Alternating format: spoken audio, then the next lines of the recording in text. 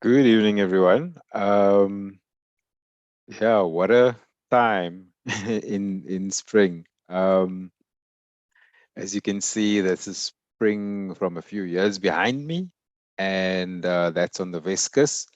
But what we're gonna do this evening is hop around the Fynbos region and get some tips from people all around our members, crew people, on how best to enjoy spring. I'm Rupert Koopman, Conservation Manager at the Botanical Society, and we're thrilled that you're here to join us again. And we hope that some of these tips are going to be uh, useful for you. So I'm going to share my screen for starters.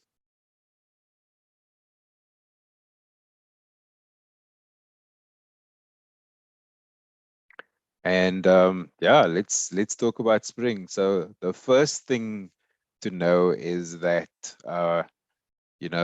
those of us down here in the Cape know that spring doesn't start on the 1st of September. In some places, it's as early as July, where you have your first flush of the oxalis. And in August, in Bido Valley, it definitely like picks up as well.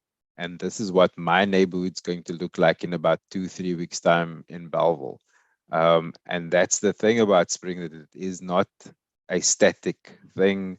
Like all of our work, it's about whatever nature provides. So if it's a good rain year, we'll have lots of flowers.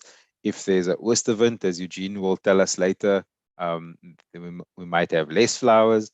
And I think the key for us is people who actually like the vegetation, no matter what shape or form, is to almost start moving away from just appreciating the flowers when they're at their peak. The flowers are amazing all the time. The landscapes are amazing all the time. Spring is just special. We get that, but it's time to make sure that spring is not the only time that we get out in field. So what we're going to be doing today is zip around the country. We're going to be hearing from Algoa branch out in Kabeja, um, Kogelberg, uh, West Coast, as well as Cedarburg, with our operations up in Nieuwoudtville. So, but before then, I just want to give you the standard flower watching tips if you've never been flower watching before. So the flowers face the sun. This is from one of the Cedarburg tourism websites. The good idea is to drive north relatively quickly and then turn back south so that the flowers are always facing you. Similarly, because the displays are better with if you got the sun behind you, and you know this from a photos point of view as well, you want to be planning your circle route as well. So westerly in the morning, southerly during the day, and east in the afternoon. The flowers, and this is where I start disagreeing, are at their best between 10:30 and 11 and 4 p.m. in the afternoon. So this is your kind of mass daisy displays. They are very much more temperature sensitive. So Hedwig will tell us later, or maybe Hedwig, you can put in the chat what the temperatures are for your daisies. I think it's something like 18 or 19 degrees before they open up.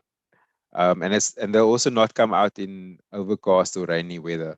And then, well, the value is, or the advice here is to visit other sites, but there's something cool about walking through the bloomer when they're closed as well that makes you appreciate it when they open. So get out of your car and walk. You will appreciate them so much more. Pick up a printed flower guide to add to your enjoyment. Also, one of the BotSoc field guides to whichever area you're going to, but also the tourism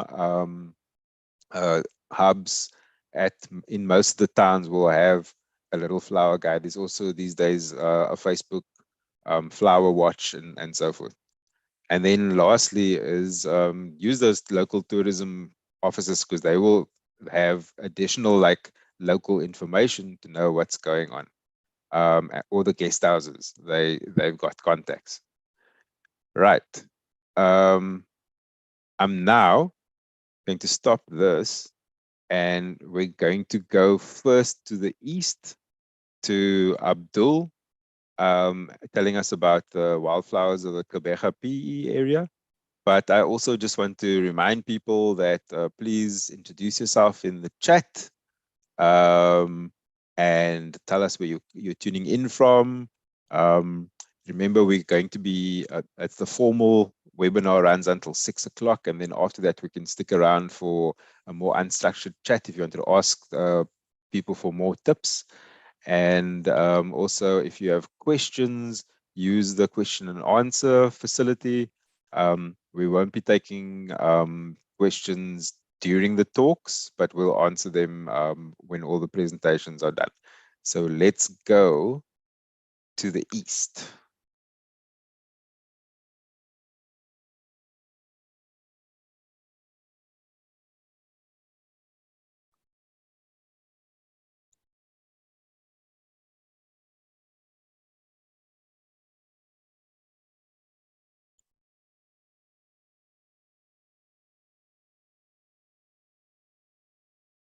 Okay, good evening all. I am Abdulatif Ismail, a committee member of the Alcoa branch of the Botanical Society of South Africa.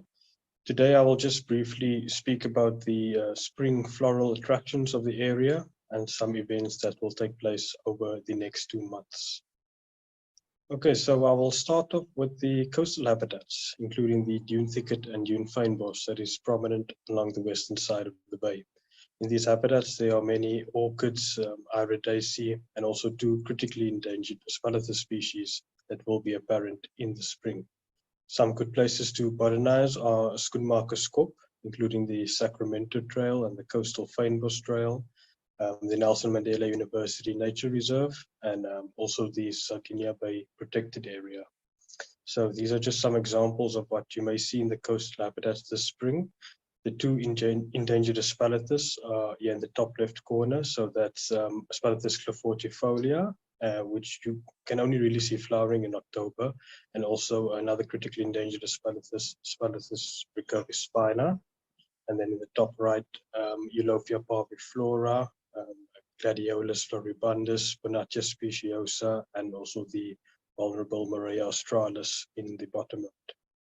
Okay, and in the inland fynbos, more terrestrial orchids and irises can be seen, including buchus, aspalathus, and other fynbos genera. Some good walking sites include the Hopewell Reserve, the numerous trails of the Barkens Valley, and also the small Sherwood Wildflower Reserve, which houses endangered populations of Agathosma gonoquensis and also a large population of sundews. So in the next slide, some examples of what you might see in the inland fynbos, including Tritonias, like that Tritonia gladiolaris, geophytic pelargoniums, gladioli, and also buchus, such as that Agathosma hirta, which is also listed as vulnerable. Okay, in the next slide, the closed habitats are always enjoyable to experience, no matter the season. There's no better place to see the Eastern Cape's iconic thicket landscape than at Addo and also the nearby Springs Nature Reserve, where you see plenty of speckboom, as pictured there. And also the Maitlands represents a lovely place to see some coastal forest.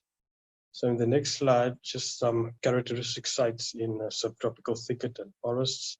The prominent pink flowers of Pelargonium peltatum, tall tree euphorbias, emergent cabbage trees such as the Cousonia spicata, and also many species of aloe, such as Aloeamplus ciliaris, pictured below. Okay, and some events and activities that will take place in the coming months. So there will be a BotSoc, Alcoa branch BotSoc hack at Westring in the early part of September. There will also be a plant sale at the Van Staden's Wildflower Reserve, which normally occurs in the early part of October.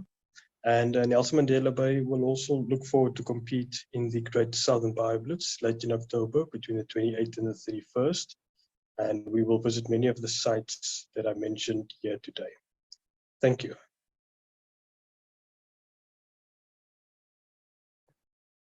Thanks, Abdul. And Abdul Latif is live with us. So if you have any questions about botanizing in Gqeberha in the Eastern Cape, feel free to put them in the chat, and he'll hopefully be able to stay with us later on.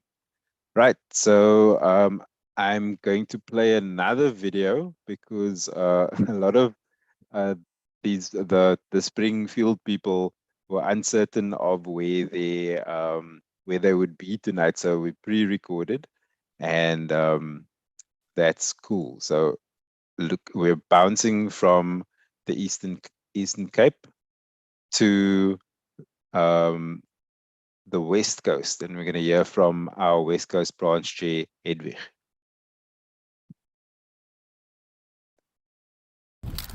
Hi, so we're it's early August now, and we're up in Paternoster in some limestone strandveld. This is Saldanha limestone strandveld, full of endemics and beautiful flowering, and as well as our Weskus branch chair, Hedwig Slavich. And so, Hedwig, do you have anything to say about the spring season? Yes, it's been a bit dry up till now, but I think we're going to have a wonderful season. Around here at Paternoster, of course, it's the Titsby Nature Reserve, Columbine. And then all the normal activities that happen around here, of course, it's all the National Park. But our main activity this year as the West Coast branch is going to be that we are helping at the Hantam Garden, doing duty there to assist with the tours and just manning the table there and introducing BotSoc to a lot of people that don't know about it. So yes, that's going to keep us very busy. Of course, the initiative at the Hantam, we are coordinating it from as West Coast, but it is a national drive to get everybody, the whole country's BotSoc members and their friends involved, to come and do a day's duty or 2 days duty if they're already on their way there. It's the only way that we really can help the garden to really put its best foot forward at this time of the year.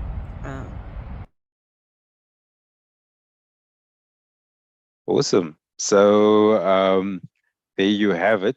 Just a little pop into what the West Coast branch is up to, and I've prepared a couple of slides just to talk about other activities on the West Coast that we can get into. But seeing that Edwin has so nicely introduced Nieuwoudtville, we're going to bounce up to the Northern Cape and hear what Eugene has to say.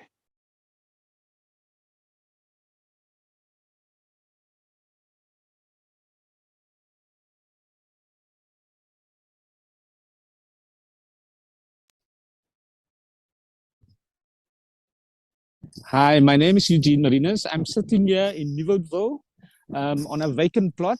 Just to give you an idea, in the background there, some of the flowers you can see around here. I am the founding curator of the Hantam National Botanical Gardens, and I have been here from the 15th of August, and I will be here until the 15th of September, and that was made possible by BotSoc and in collaboration with the West Coast branch and the South African National Biodiversity Institute. We will also be running a specimen display at the garden from the 19th of August till the 28th of August. The venue is the garden boardroom. And if it's very popular, we might think of continuing the display if visitors like it very much. So I'll be conducting tours daily at 11 and at 1:30. So if people want to join me and explore the sort of the two main veld types or vegetation types, please give me a call. And the two main types here would be the tillite renosterveld and the dolerite renosterveld, with the dolerite being very unique in the fact that you get all these rocky outcrops with rock formations and the very, very special species that only occur in these rock crevices and within the dolerite soils. So if you want to head up to Nieuwoudtville, please do so soon. the area received very late rain this year, but last week they recorded 30 millimeters, and that's very good for the plants. And today they've already recorded about 2 millimeters, and that can prolong the flower season for another week or 2 weeks. But it can be all over if we have bergwind conditions. So please hurry up and come and share and enjoy this spectacular display that's on at the moment. But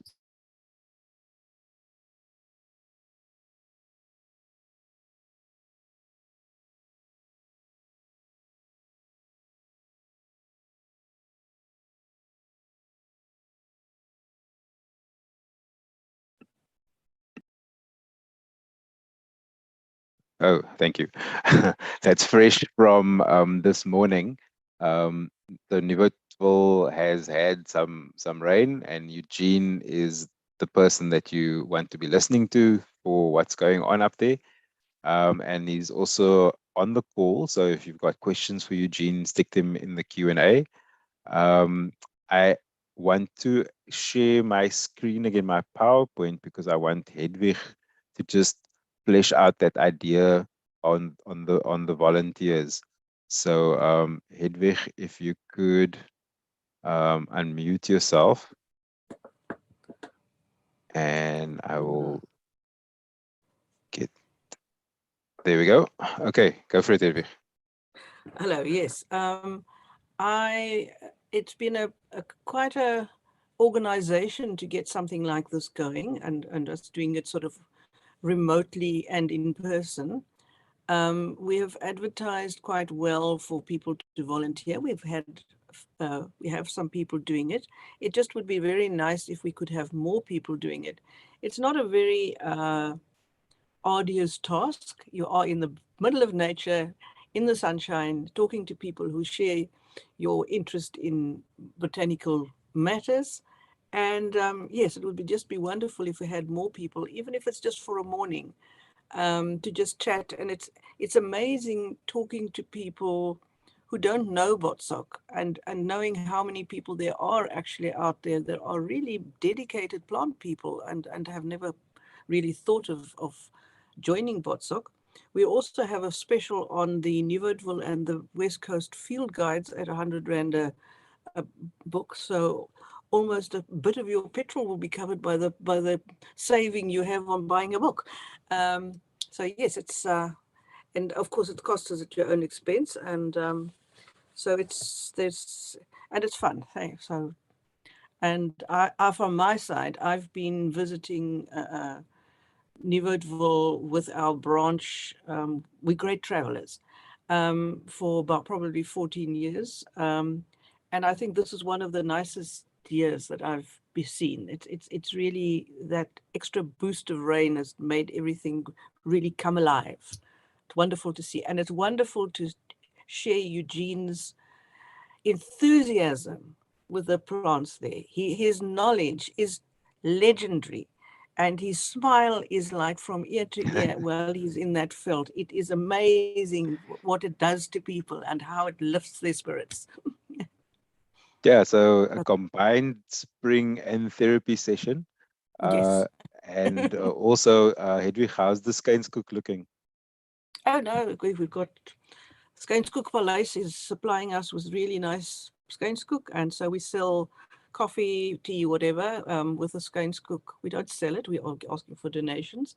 So 50 Rand buys you a good coffee or tea, and here's the Skynskoek or some other delicacies if you're not into the Skynskoek. Yeah, please bring us some. Yeah, and also we've decided to use the local tea, the organic tea. That's the rooibos. That's right. Okay, rooibos, cool. yes. Thanks, Hedwig. And if that hasn't whet your appetite, keep an eye on the BotSoc social media platforms for pictures from Eugene and the volunteers that are up there. Margriet, are you ready for us? So we've bounced from east to northwest, and now we're going back to the Kogelberg.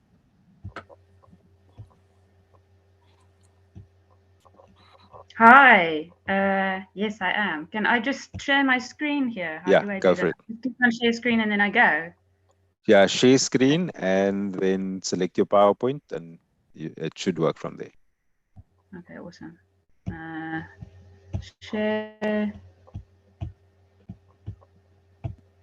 Here we go. Is it working?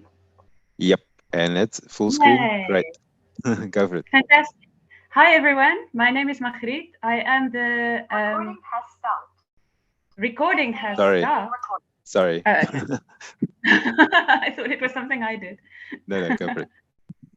My name is Margriet and I am the volunteer organizer from Kogelberg Crew. And I'm just going to tell you a little bit about a couple of things that we're doing this spring for Crew. We had a big fire in the Kleinmond Mountains that covered a lot of the Kogelberg area in January of this year.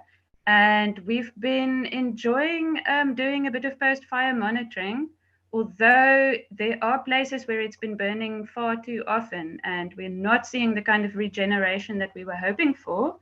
But I can show you a few things that we've seen so far, and we're very excited to find some lovely things this spring. There is, in some places, there's already a lot of promise. You can see things coming up. We're trying to guess our familiar plants that we know very well to see if we can tell what they're going to be just by the tiny, tiny little seedlings that are coming up already. And so far, we've seen just some very, very beautiful fire lilies, as you can see in the middle here, shortly after the fire. And then we've seen some, just some lovely things. So yeah, we are trying to see if we can find a lot of red listed things for Crew. And so far, it's actually not been that great. So this is something that we're going to work on this year, and we are going to try and use the Great Southern BioBlitz in October to get as many of our local volunteers and also just general members of the public involved in trying to specifically find red listed species. And then we've also been doing some training to get people onto INAT and to get them sharing those observations, and then specifically also finding their own red listed observations and learning how to submit that to Crew. So there's been a lot of steep learning curves here in the Kogelberg, but it's been a lot of fun. And then these wonderful surprises that you get in the Burntveld always makes up for a lot of the hard work that we do. Then I quickly want to also just slip in a tiny little extra project that we're also doing. Sorry, Rupert, this is an extra little thingy. We've got a little remnant of lowlands marshy fynbos right amongst the houses and on the R44 in Kleinmond. And historically, this patch of land used to be looked after by members of the community. There were bits that were a formal garden in the memory of a boy who passed away young, and his nickname was Stompy. And so his mom started this park and she called it Mametes Park in his memory. And we've now resurrected some of the old flower beds that she created that completely became neglected. And it was basically just a great big pile of grass, really. And then a part of this park also, very excitingly for me, contains some red-listed species like Mimetus hirtus, Erica pattersonii, the mealyheath. And I'm sure if we keep our eye on this place and we work on our alien clearing and we keep things nice and pristine, if we figure out how to do a bit of restoration gardening there, that will get some other very exciting species popping up. So that's something that we're working on very hard. And then we've got a course coming up where one of our local experts is going to talk to our newly formed Friends of Mimetus Park group about restoration gardening, and that's a very exciting thing that we've got going. Back to the BioBlitzes, we are excited to be taking part in the Great Southern BioBlitz this year at the end of October, and as a practice run, we're going to also take part in the Home River BioBlitz, and that is the weekend of the 23rd to the 25th of September. And for that, we're going to just BioBlitz the Palmit Trail in the Kogelberg Nature Reserve, a very beautiful, pristine piece of fynbos that will just be an absolute treat for all of us. If anyone watching here would like to become involved, you can head to our Facebook page. It's called Overstrand BioBlitzing, or follow the link that I'm sharing on the screen here. And that's it for now. Thanks, Rupert. Thanks, that's fine. And thank you for that last bit in terms of the restoration, picking up of a old garden and all the possibilities therein. So I don't mind that at all. Thank you so much, Margriet. Thank you. I'm going to now go through the rest of some of the spring spots. So some people were keen on not talking, but they did send me slides, and so we're working from there to just educate. So I'll thank each of them as their slides come up. Okay, so Karina Lochner, who's from crew based in the Hottentot Holland group, based out of Somerset West, they are mostly going to be looking at Helderberg, because there was a massive fire in Helderberg and the reserve has just opened up again for visitors. And the bottom part of the reserve, especially close to the infrastructure, is one that's very old. So we're very interested in seeing what's going to happen there. Excuse me, let me just mute for a second.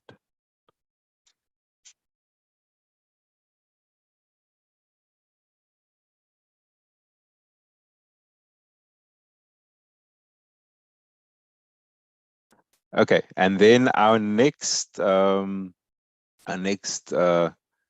area in Somerset West is one of these urban parks that we've been interested in. So you would have heard about the No Mo that we have, No Mo campaign in Cape Town, and it's now also rolled out to the Overstrand. And Unse Jan is a spectacular example just down the road from Helderberg Nature Reserve, surrounded completely by suburbia and until very recently mowed very frequently. And these are just some of the threatened species and just beautiful species that you can see there. It's one of two places in the world where you can see this Ixia versicolor. So definitely worth a look. Then my old stomping ground, Harmony Flats down in the Strand, is always worth visiting. This picture was taken last year spring, and there's been a fire over summer, so we expect a bulb and flower explosion. Harmony Flats, you have to just arrange before the time. There are staff from the City of Cape Town on site, but it's a bit tricky to get to. So please contact them ahead of time. Then, excuse me.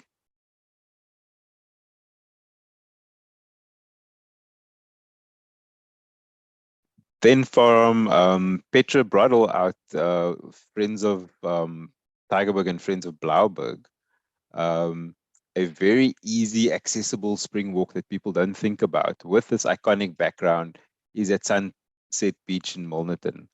So the access is by the Donax Drive parking area, and mid-September is a good time. And even now, there'll be something to see.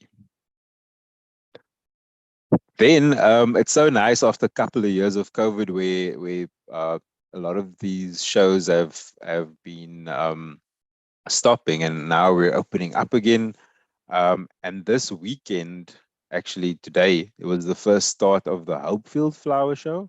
So the Hopefield Fynbosco has been going since 1989.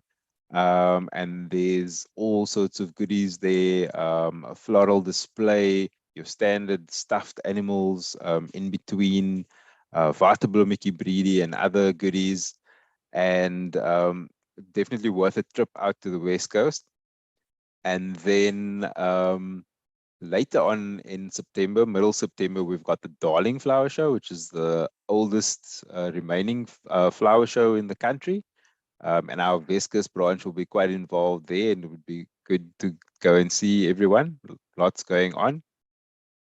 And also starting today is the Clan William Blomisco. So it's in the church, in the big Inchik church in the middle of town, and also very much worth seeing. I've got some videos that have been sent to me, and I'm going to try and start a WhatsApp group shortly to do some of these things.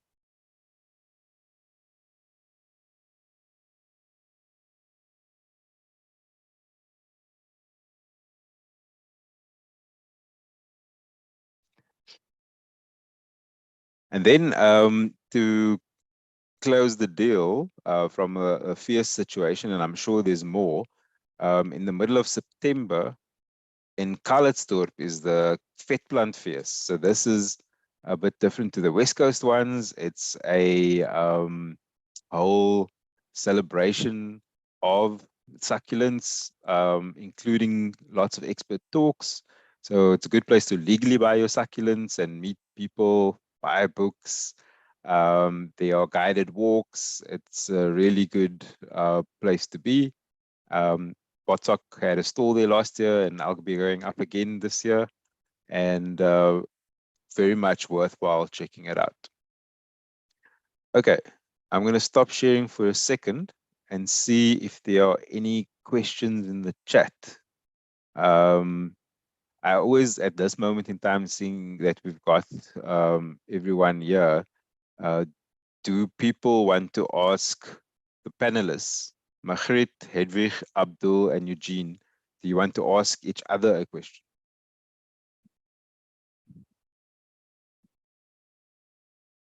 And I'm reminding people to use the Q&As so that we can see what you're interested, what do you want to know about spring while you've got the experts online. Actually, I'm going to then ask a couple of key questions. Eugene, something that you and I have always spoken about is how we need to get people away from this idea of if it's a good flowering year, you need to go up.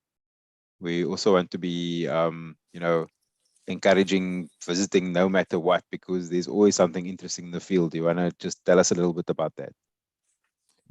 Yeah, Rupert, I think most people want to see the mass displays, and they worry that they're going to miss all that.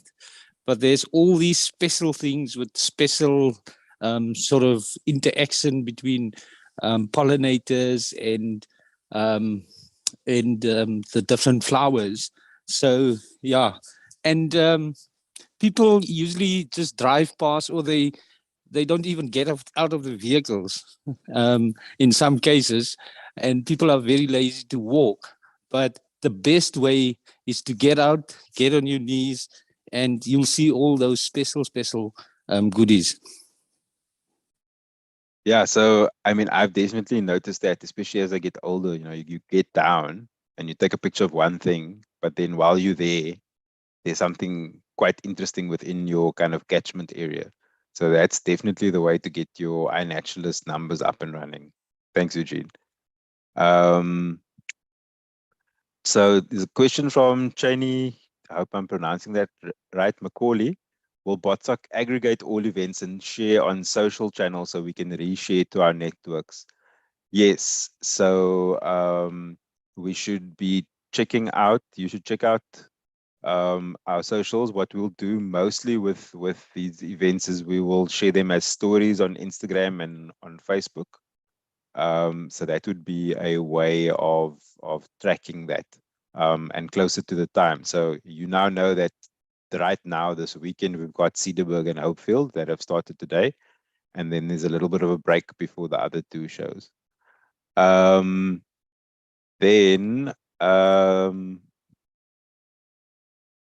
Okay.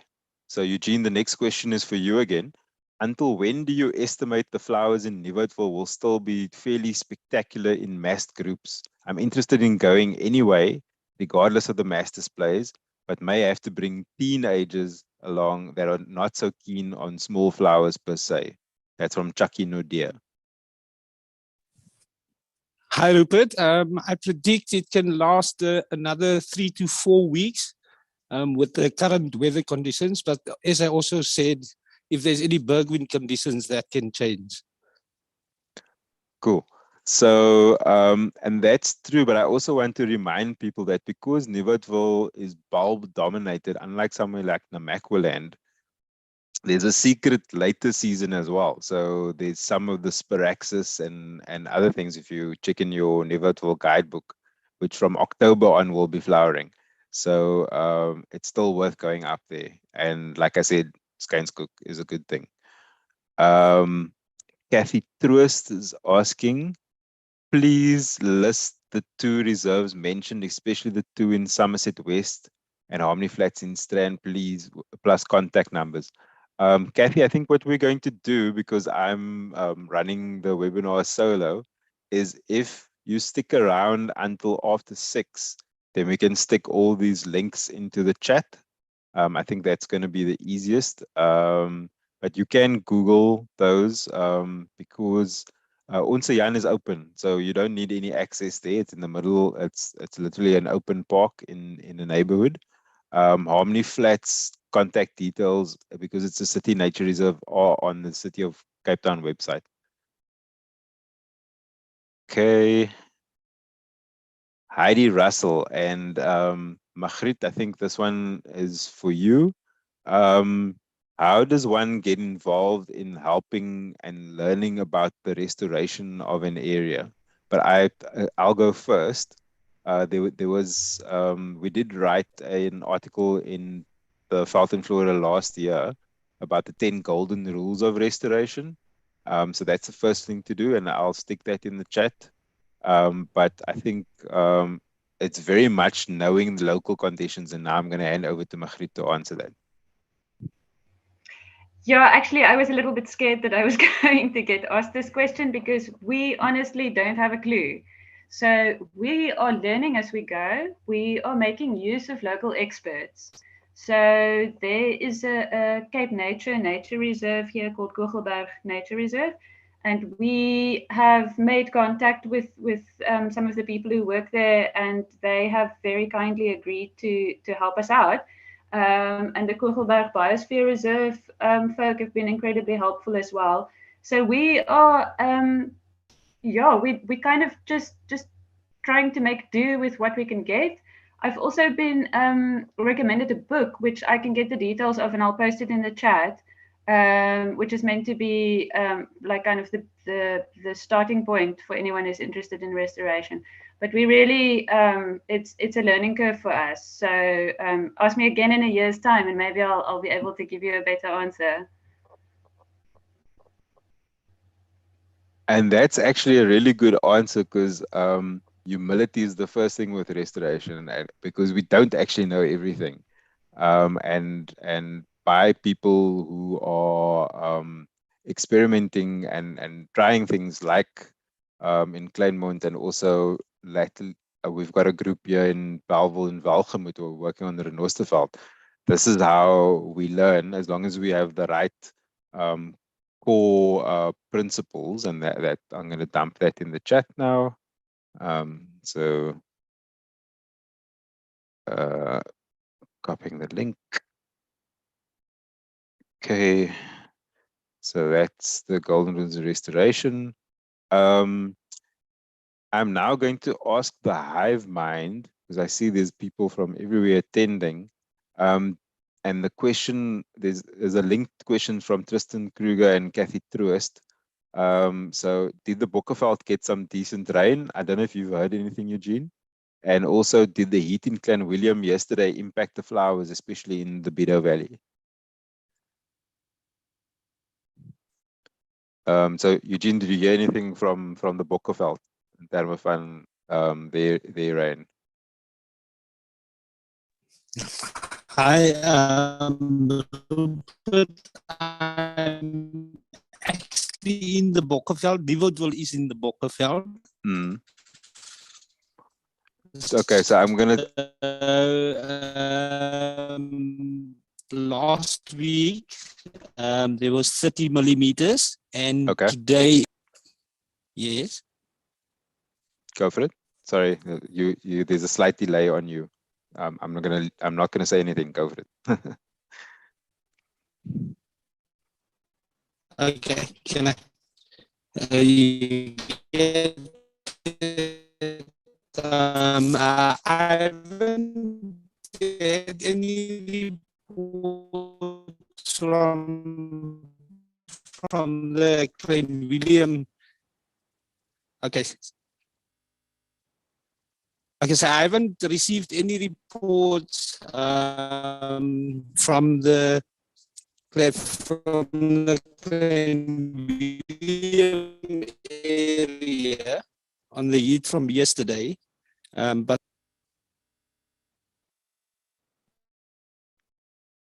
Cool. Okay, Eugene, sorry, your line's not great there. This is why we're suggesting that you contact the people at the Clan William Blomersco, because they'd be up to date with what's going on there. And then there's a question from Helen Fleming. Where to visit in Clan William and Lambert's Bay to see the flowers for mid-September? So mid-September might already be a little bit late for the daisies in Bido, but there'll still be bulbs out. So the Bido Valley would be a first place. Clan William itself, there's obviously the Ramskop Nature Garden, and that's a municipal garden.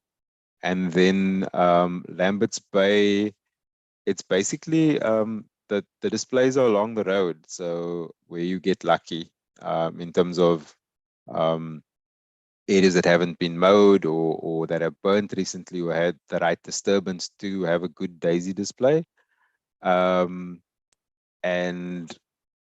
the other thing that we need to mention, of course, is when you're flower watching, please do not trespass. Jumping over fences and going through gates where you haven't got permission is a bad idea, because the farmers have got security issues and so forth. So it's please only go where there are open gates to have that access. And this is where you need to be talking to the locals, like the tourism bureau and so forth. They will aim you in a direction. So in Darling at the moment, for example, there's Waylands and all the other reserves. So if you just Google Darling flower reserves, there'll be a whole bunch of options that you can find. And that's the way to do it. Just checking, no additional questions. Okay, but there are, Enzio, thank you very much. Enzio Abels has put in the chat the link to onze Jan Park, as well as to Harmony Flats Reserve. Thank you very much, Enzio. Magriet's also put in the book Fynbos Ecology and Management, which is a good starting point for getting to grips with the biophysical areas.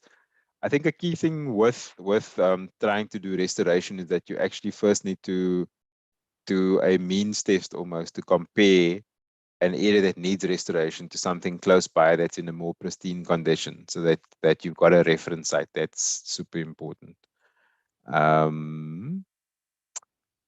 Penelope Brown has said there's a little booklet prepared for working for water in 2000 guidelines for indigenous vegetation restoration following invasions by alien plants. That would be a good place to start. Yeah, and I'll have to ask Guy Preston if that is available online. Okay, I'm going back to the Q&As. Is that it? I've got a hand up from Hedwig. Go, Hedwig. I think I've been doing quite a bit of driving about the Lambert's Bay one. I haven't been through Lambert's Bay, but there's a lovely piece of coast between Leiplek and the road that goes to Elands Bay. There's some really good stuff out on the actual coast. There's it's the Babiana. I always get confused with that one. The red Babiana one. Hirte, the big red one. That's Yeah, right. that's It's the big yeah. red one. Spectacular this year. Spectacular. It looks like some places they look like they're a lawn that's going to flower. And there's a lot of other things in between. It really is that area is wonderful at the moment.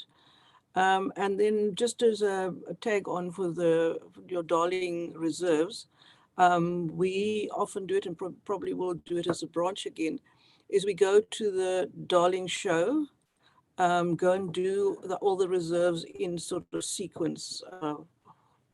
What's it? Oudepost, Waylands, Konterberg, Konterberg, isn't it? Yeah. Yeah. And Tiniversveld. and then you go up to the Renosterveld one, and then you go to Tiniversveld. And if you do that really well, you can actually get to Posberg just before they close the gate. And then if you do it fast, you get all the flowers facing you. So it can be done. But that's really dosing yourself. Yeah, no, I would suggest doing that on a weekend so you could split it up. Yeah. There was a question about Postberg. When Hedwig and I were up in Paternoster beginning of the month, we were a little bit concerned about it being dry, but there's been pretty good rain now in the last couple of weeks. So Postberg should be looking okay. Okay, I spoke to somebody today and they said it was looking wonderful. Okay. So there you go. Worthwhile to go to Postberg. It's always worthwhile to go to Postberg. And in fact, those granite rocks at the parking lot have got many endemics in between them. Okay. Any other hands up? Questions? It seems like everyone's burning to get out into the field today, as per the Hodgsons. I do want to then, if there's a little bit of spare airtime, talk about the no-mow situation in Cape Town. I didn't prepare a slide for it, but it's a fait accompli that there's been the no-mow is happening from now, well, from the beginning of season already when the plants were growing until the 7th of November. What we do need to do as active citizens is if you could go to your local no-mow site and go and help pull out some of the weeds, because things like your wild oats and Patterson's curse will also be taking advantage of the no-mow, and we need to disrupt that seed cycle. So what I'm doing is every now and then popping up to my park with a bag to just pull the seed heads of those plants. And I know that other people are doing it as well. Oh, okay. So okay. Firstly, Susan Pottinger is asking, what is no-mow? It's no, new word, MOW. So it's a new-ish campaign. It's been going now for 3 seasons within the city of Cape Town, 3 springs. That where there are parks, urban parks, which still have some nice flowers in it, that they are not mowed until those flowers have had a chance to set seed. We did speak about it in a previous webinar, but yeah, if you Google no mow Cape Town, you should be getting some things.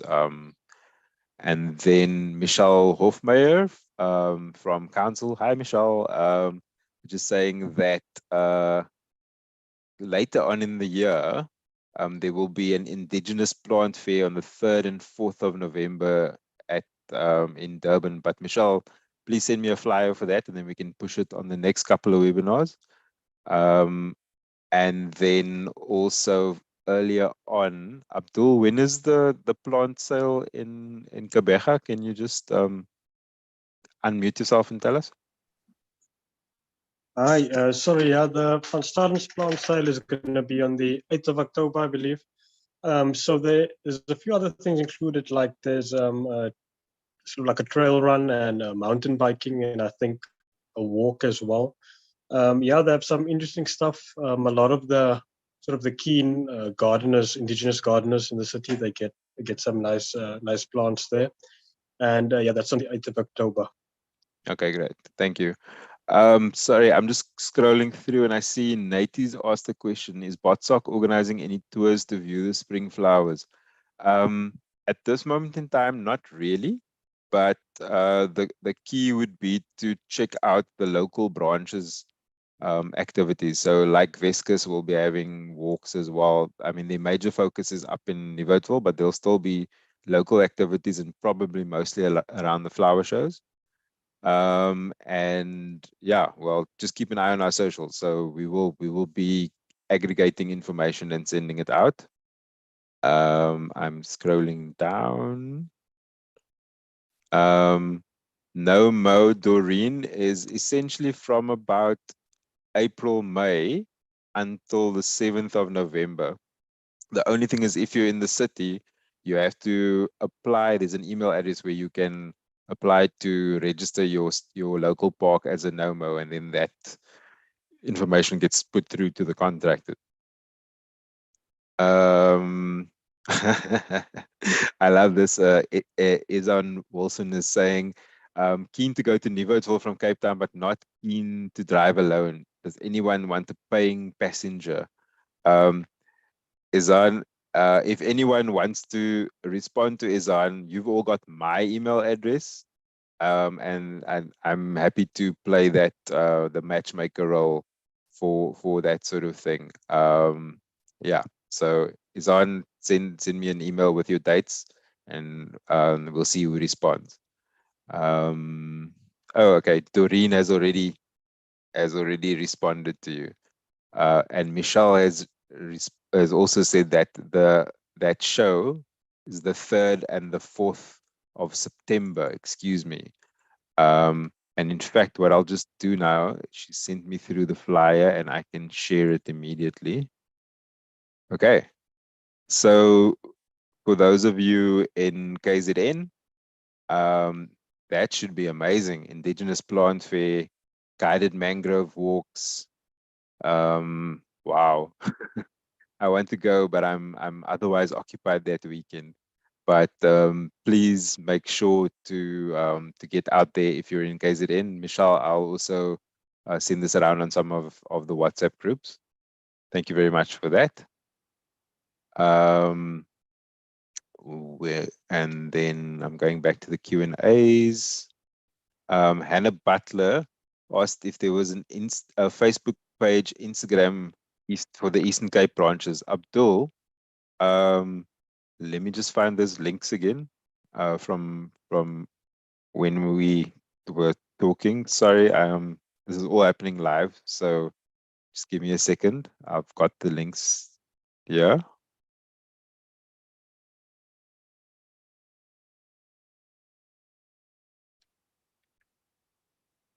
Okay.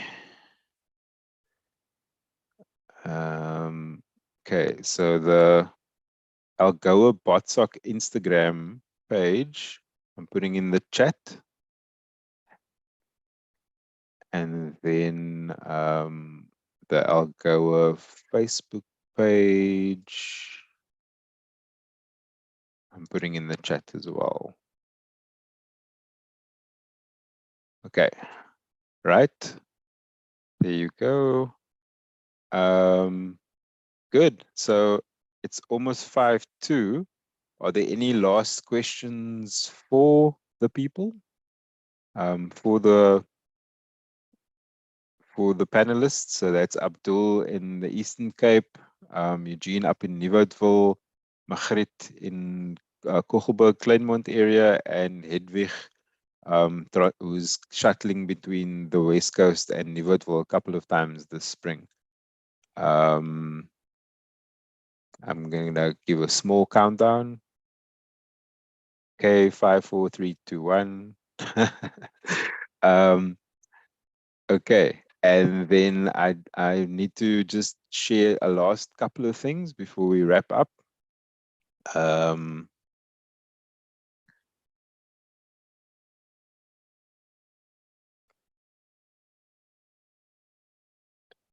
And so let me just Roll down. As Abdul mentioned, it's the Great Southern BioBlitz at the end of October. So we hope that people are using this time in the spring to get familiar with iNaturalist and how to use it properly. We will be having, because that's at the end of the month, we will be having a GSB pep rally on our October webinar, which will include some tips on how to take pictures and so forth, as well as drawing attention to where the groups will be active. And then our next webinar, because it is Heritage Month, will be on the theme of people, plants, and heritage, similar to the article that's just out in your new Felt and Flora. So, oops, it's always weird to do this. There. Anyway, the September Felt and Flora with the big euphorbia on the cover. So please tune in for that. Guy, I will save the chat. That's fine. And thank you everyone for joining us. Go and have a fantastic spring. I'm going to stop the webinar right now in terms of recording and broadcasting, and then we can do all the other links